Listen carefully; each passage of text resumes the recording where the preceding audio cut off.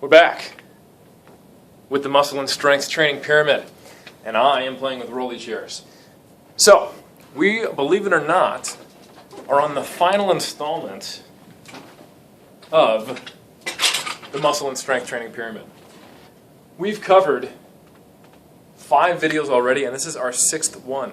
I can't believe we're here. This is our 6th week of going through everything related to training for muscle and strength that you could possibly want to know, or that I could possibly want you to know, I guess. And now we're at the least important level that's actually one of the more complex levels, because often focusing on the minutia over the foundation leads to confusion. And typically, some of the things that are the least important are the most confusing, which is why I'm annoyed by most questions I get, because people are worrying about things that really don't matter very much. But anyway, we'll get into it. So let's recap. We got to kind of look back on the last 5 weeks and figure out everything we've learned and hopefully kind of solidify it all in our brains. So we've got the pyramid, a way of organizing thoughts related to training in order of priority from most to least important, just like a pyramid with the foundation being the most important. All of this is encompassed within the thought process of periodization and organizing training. We've got adherence being the most important, thinking that basically consistency is more important than trying to chase optimality. That volume, intensity, and frequency, the big 3 pillars of training, are then the next most important thing. Knowing that total volume of work is one of the largest things that determine hypertrophy to a point, so long as you can recover from it. Intensity needs to be specific to your goal. If you want to get stronger, you have to lift heavier. And that frequency is the way that you organize your volume and intensity to get the most efficient use of your time and that matches your ability to adhere to it, like your schedule in life. Progression, progressive overload. It's almost implicit in any training program, but finding the most effective ways to encourage progressive overload is what progression is about, and matching your approach to getting stronger and better and doing more volume in the gym over time, over a career, not necessarily workout to workout, is something that needs to be matched to your training age, and we went over the different models and approaches to progression. Next, we talked about exercise selection. The big one here was specificity, and arguments that taking it too far with specificity can also cause issues, and that finding a balance of different exercises is very important for hypertrophy and making sure you hit different muscle groups, but still focusing on a handful of compound movements and then sprinkling in your accessories so that you can get skilled at them and therefore shorten the amount of time it takes to become an expert in the movement, so that you can therefore spend more time using appropriate loads that are going to be optimal hypertrophy. And on the powerlifting or strength side of it, becoming a specialist with the movements that you want to get stronger at, but also thinking about how to attack the weak links in your chain of whatever might be producing not enough force to be getting a PB or improving at the rate you want, but remembering that accessories are always just that. They are an accessory, or they are secondary to your primary mover, and not taking accessory movements too far. And then we talked about rest periods. And a bit of a clarification on rest periods last week. We talked about the one time we might recommend doing something like a superset would be antagonist paired sets. And so long as it's not a full body movement like a squat or a deadlift, alternating the opposite muscle groups in training could be an effective way to train. It may even be beneficial, like doing a leg extension and a leg curl, alternating sets, or a bicep curl, tricep push down, or a bench and a row. However, I want to make it clear that it doesn't mean you actually have to superset them, taking 0 rest, running from one machine to the next. It's really more about simply alternating them. So you take as much rest as you need to perform effectively, but just don't do bench, bench, bench. You do bench, row, bench, row, bench, row, bench, row, as an example. And if you look back at last week, I had one of the references in there was on greater levels of EMG and more performance or more volume done with leg extensions and leg curls, and that occurred in the group that not only alternated sets but also rested 30 or 60 seconds in addition to the time spent performing the exercise. And the same thing with the bench and the row exercise. The total amount of time between that it took to perform both exercises was 4 minutes. So if you think 10 or so reps, that means probably a good 2 to 3 minutes of that period is actually spent not doing the same exercise.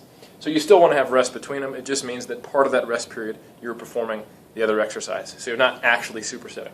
So quick clarification on rest periods. But the main point was that a lot of the reasons why people have shortened rest periods don't make sense. growth hormone going up, so what? That's not necessarily causing growth despite its name.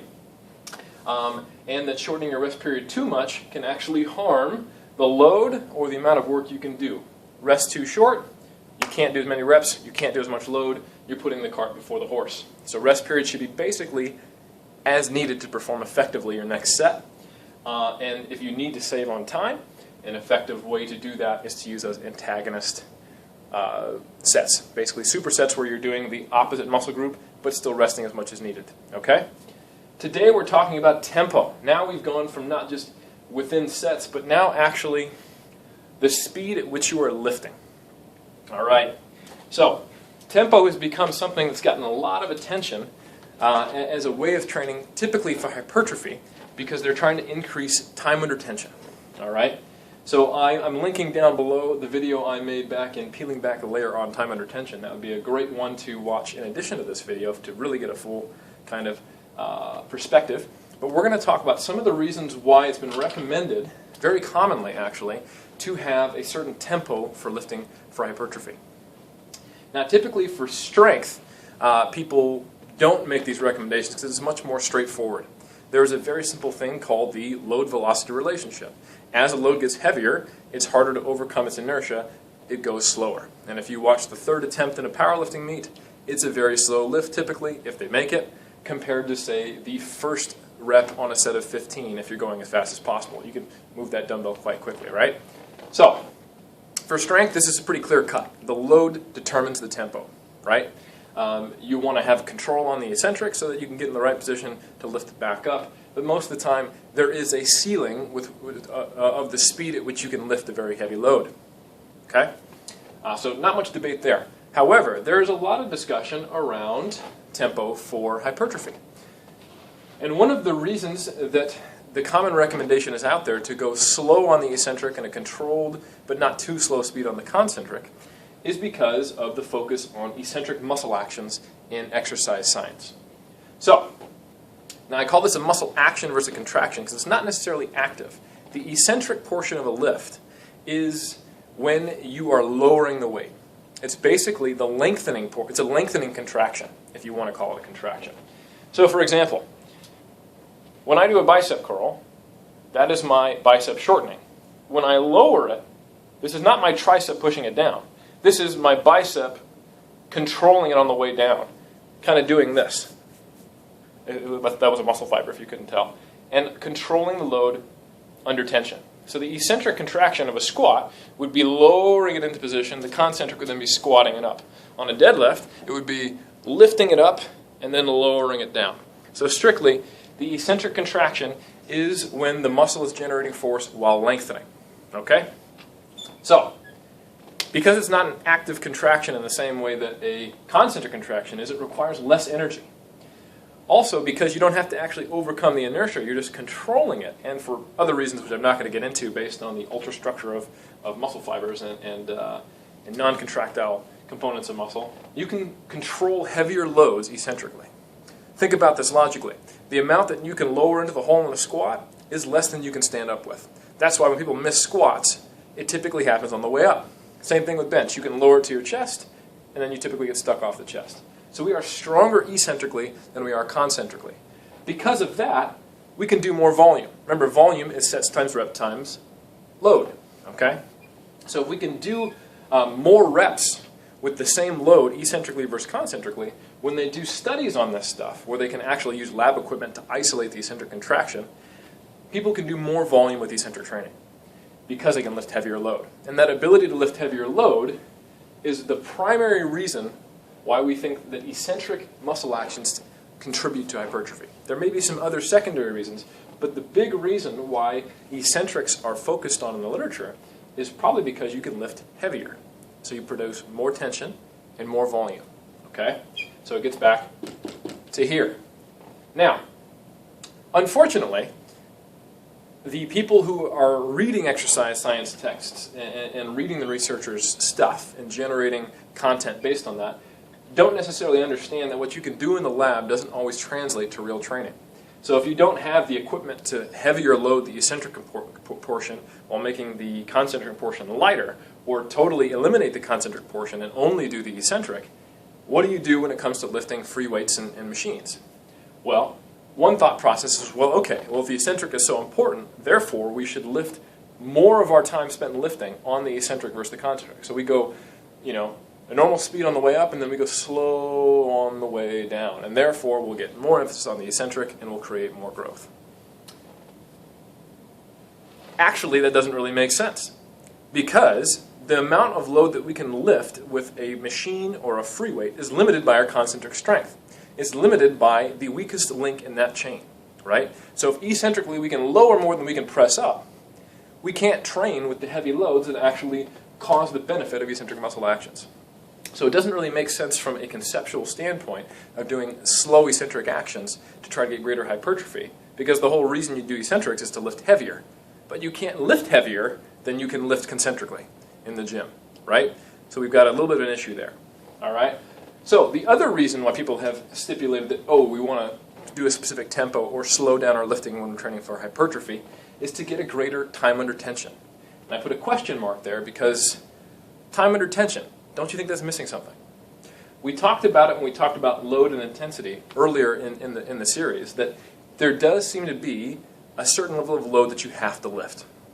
Because the reality is that being on the planet Earth, we are constantly resisting gravity. So we are constantly under tension, and we don't just continually grow. So time under tension misses something. It misses the magnitude of tension. All right? And think about this logically. If you really could just increase the time under tension and get a greater growth stimulus, then you're telling someone that by walking, and that if magnitude doesn't matter, that by walking for miles and miles and miles, they would get greater growth than doing just a sprinting program. Now, I'm not saying that sprinting is a great way to grow muscle, but compared to just walking around, it probably would. And why is that? Because you have to produce a greater amount of force to accelerate your mass, which means a greater level of muscle tension, probably overcoming that threshold of creating growth, especially if you're not a trained individual, compared to walking, which we're all very accustomed to since the age of 1 or 2, in my case, 6 years old when I learned to walk. So, time under tension is only half of it. We have to consider the magnitude of tension. And that essentially is force, if we're going to talk from a physics or biomechanics perspective. The amount of force you put out is the same, more or less, as your muscle tension. Okay? Now, we're going to get a little into the biomechanics and physics some more, and I hope you can hang with me. In physics, force multiplied by time is impulse. So impulse is essentially the combination of the time spent under tension and the magnitude of that tension. Okay? Now there's a pretty cool study if you look at number 5 that I did below. They had 2 groups. One group did 70% of their 1RM on squats. One group did 35% of their 1RM on squats. So a load you might do for, say, 10 to 15 reps, and a load, well, if you're really bad at doing reps, maybe 8 to 15 reps for you powerlifters. 70% of 1 rep max. And then a load that you can do for a lot of reps. This is very light. 35% might be your lowest warm-up after the bar, for example. Okay? And in both groups, they lifted as fast as they could. All right? Now, faster you try to push into the ground like that sprinter, the greater amount of tension you can produce, right? However, you just simply can't produce the same amount if there's not something to propel yourself against. So when you're lifting a light load, the amount of force you can produce won't be as much. Okay? And there's a relationship between force and velocity that we're not going to get into. But if you think about it from a very kind of basic perspective, you can only put so much force into a light bar before you just easily overcome its mass, right? So, greater forces and greater impulse was found with that 70% of 1RM load, meaning that the magnitude of force was enough to push up the total amount of hypertrophy stimulus, if you will. And the researchers posited, they put forth in the discussion in this study that, impulse is probably something we should be paying attention to specifically for hypertrophy. That doesn't mean there isn't a reason to train with low loads, high velocity. If you want to increase power, which is velocity dependent, if you want to do basically high velocity training with a low load, that might make a lot of sense for an athlete who only has to propel his body mass or a lightweight implement. But if we're talking about muscle and strength, if we're trying to get as strong as possible and as big as possible, we have to think a little bit more about the magnitude of tension. And then, yes, time under tension, sure, but can combine that with the magnitude of tension, and basically now we're talking about impulse, which is force multiplied by time. It's the area under the force curve, if you're actually looking at like a graph of force production. Okay? So, another great study done in 2011 by Headley. What they took was they had two groups, and each group did a max out, but they had a controlled tempo. All right, so they maxed out, and one group had to do a 2:02 tempo, so that's 2-second concentric, 2-second eccentric, no pause. That's a pretty normal lifting tempo for most people using the kind of loads we're talking about for hypertrophy training. And the other group slowed it down. So on the way down, they kind of did that standard recommendation of, hey, I'm going to try to really accentuate my eccentric. And they did it 4 seconds on the way down. What did they find out? They couldn't lift as heavy. They got fatigued from going really, really, really slow before they pushed it back up. Maybe if they were used to lifting that way, that wouldn't have happened, but just something to consider. I'm not saying it's always going to be worse, but 4 seconds on the way down reduced the amount of they could do. Also, when they then did repeated sets at matched volume between the two groups, less total work was performed. Okay? So that meant the actual physics calculation in the group doing the slow eccentrics versus the normal eccentric was lower in the amount of actual joules of work. So the total volume can end up getting lower if you control your eccentrics too much. Same kind of thing as the rest periods. Putting the cart before the horse if you rest too short to try to increase fatigue, because you might actually be degrading your ability to produce more volume and use higher loads and then generate greater muscle tension. Same thing if you're slowing the weight down so much that you have to reduce the load or that you can't do as many reps, you might be producing less total impulse, which is probably the best way to think about your hypertrophic stimulus from kind of a physics perspective. Okay? So hopefully I'm not talking over everyone's head with this. And also another way to look at it is, hey, there's been a lot of studies on super slow training. The idea where they're really focusing on the time under tension and not the magnitude. Where they're doing stuff like 15-second long reps, including eccentric and concentric time, and then comparing that to normal tempo lifting. And almost across the board, slow training is inferior to normal speed training for all kinds of things like, well, especially strength and hypertrophy. So you can check out the 3 studies there. So, what is the take-home message here? What is the actual tempo you should be lifting with? Well, one thing about an eccentric contraction is since it's the lowering phase, you could just let gravity do it for you, right? Let's say this is a 20-pound dumbbell. I'm lifting on the way up and I just let gravity take it down. That's not an eccentric action. That's just gravity doing the work for you. So the one thing you do want to make sure happens on the eccentric portion of a lift is that you're in control. This is primarily for those training for hypertrophy, okay? You want to make sure that the eccentric contraction is actually, or the eccentric muscle action is actually a muscle action rather than gravity just taken out of your hands. Now, if you're doing, let's say you're training purely for strength, and you don't want to control the eccentrics on your deadlifts, maybe that's not a big of a deal. But if you're doing like an RDL, you kind of have to. But point being, if your main goal is hypertrophy, you want to make sure that the eccentric is under your control. If your goal is strength, you can make an argument that perhaps during certain time periods you don't want as much eccentric volume and you just want to practice the lift, right? So you might just let the eccentric deadlift down or what have you. But most of the time for strength or hypertrophy, you want to make sure the eccentric is under your control. At the very least for strength training, you want to have control over the eccentric so you can get into the right position for the concentric when you actually get the press command, for example, and want to successfully perform the lift in the right bar path and all that stuff. So you need control either way. But for hypertrophy, you want to make sure that A, gravity is not doing the work for you. It's actually an eccentric muscle action. And then B, you're trying to forcefully accelerate the load, right? Because force is mass times acceleration. So your ability to produce muscle force is a combination of both how much you're lifting and then what you can overcome its inertia. So basically you want to have a more or less explosive, but not so you're swinging or using body English, but actually keeping it in the muscle you're trying to train. You want to have a forceful concentric contraction and then a controlled eccentric contraction, but not unnecessarily slow. All right, folks? That's all it is. Basically, the recommendation after all of that stuff is just go lift weights. Right? That's all you have to do. Don't worry about your tempo too much. Just make sure that you have good form and that you have control over the eccentric and you're putting a lot of force and energy into the concentric without losing form. All right? And that, folks, concludes the muscle and strength training pyramid. Check out the studies below and see you guys 5 years from now next time I get back on YouTube.